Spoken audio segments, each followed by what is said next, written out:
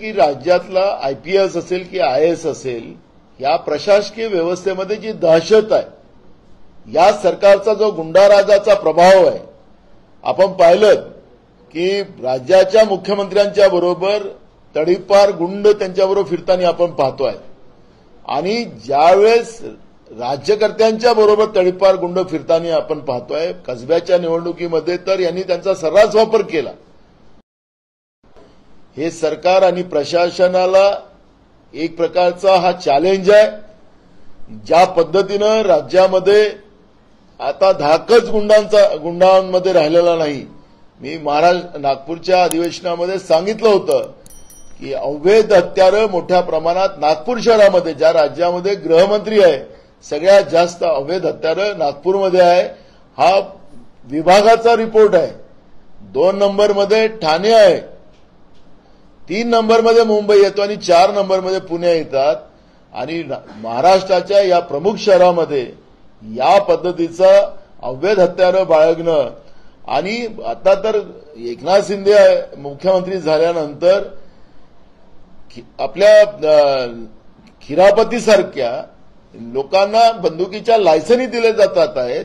म्हणजे आखरी सरकार काय या राज्यामध्ये गुंडाराजची निर्मिती करून या महाराष्ट्राच्या प्रतिमेलाच आणि छत्रपती शिवाजी महाराजांच्या विचाराला संपुष्टात आणण्याचं पाप जे करतात आहेत, महाराष्ट्राची जनता यांना माफ करणार नाही।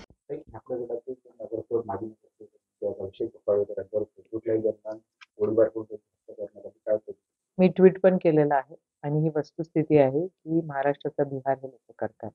महाराष्ट्र हा पुरोगामी म्हणून ओळखला जात होता।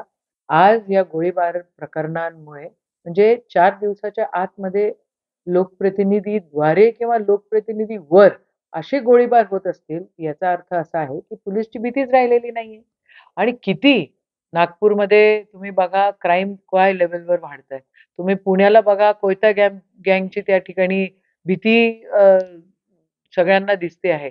तुम्ही सदा सरवणकरांचं प्रकरण बघितलं तर तोही एक प्रकरण फेमस झालेलं आहे। म्हणजे कोणी काही करायचं आणि हे सगळे गोळीबार करणारे लोक असं म्हणतायत की आमचे बॉसेस जे आहेत हे सागर आणि वर्षावर राहतात, आमचं कोणी काही बिघडवू शकत नाही।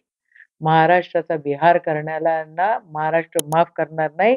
या लोकांना जर महाराष्ट्राचा पुरोगामी विचार आणि महाराष्ट्राचं चारित्र्य सांभाळता येत नसेल तर सत्ताधाऱ्यांनी, मुख्यमंत्र्यांनी आणि उपमुख्यमंत्र्यांनी, होम मिनिस्टरनी बिलकुल राजीनामे दिले पाहिजे, जबाबदाऱ्या स्वीकारल्या पाहिजे। नैतिकतेच्या आधारे यांनी खरंच राजीनामे दिले पाहिजे, अशी आमची ठाम मागणी। संजय राऊत जे ट्विट करतायत ते फोटो तर आहेतच ना त्यांच्यासोबतचे, हे तर प्रूफ्स आहेत। हीच लोक ज्यावेळेला विरोधी पक्षामध्ये असतात त्यावेळेला कशा प्रकारे आरडाओरडा करतात। अरे महाराष्ट्र सांभाळता येत नसेल तर सोडा ना। आणि तुम्ही जर असे डाग महाराष्ट्राच्या चारित्र्याला लावत असेल तर महाराष्ट्राची जनता तुम्हाला सोडणार नाही, एवढं लक्षात ठेवा। नाही, हे राज्य शासनच आता अपयशी ठरलेलं आहे। निवड गृहमंत्री होऊन नाही, त्यांचा काय 3 लोक झाले ते। एक तर आहेत मुख्यमंत्री, दुसरे माजी मुख्यमंत्री, मुख्यमंत्री होण्याची इच्छा असलेले, तिसरे आहेत उपमुख्यमंत्री, मुख्यमंत्री होण्याची इच्छा असलेले। आणि ह्या सगळ्या सत्ता स्पर्धा त्यांच्यामध्येच इतकी चालू आहे की त्यामुळं जनतेकडे लक्ष देण्यास त्यांना वेळ नाही। आणि अपयशाचं कारण हेच आहे की त्यांच्या महत्वाकांक्षा, त्यांची सत्ता स्पर्धा, त्यांच्यामध्ये असलेले जे सगळे आहेत, जे गेलेत आता आणि एकत्र आलेत, ते सुद्धा ज्या पद्धतीने गेलेले आहेत तिथे एकत्र सत्तेकरता, ती सगळी अवस्था पाहिल्यानंतर हितू सुद्धा त्यांचा जनतेसाठी ते गेले, जनतेला न्याय देण्याकरता, हे महाराष्ट्र पुढे जावं याच्याकरता गेले असं नाही। ते सत्तेसाठी एकत्र आलेले आहेत। या सत्ते स्पर्धेचा परिणाम आणि त्यांच्यामध्येच चाललेला स्पर्धेचा परिणाम हा शेवटी महाराष्ट्रावर होतो आहे आणि त्यामुळे या सरकारला अपयश येत आहे।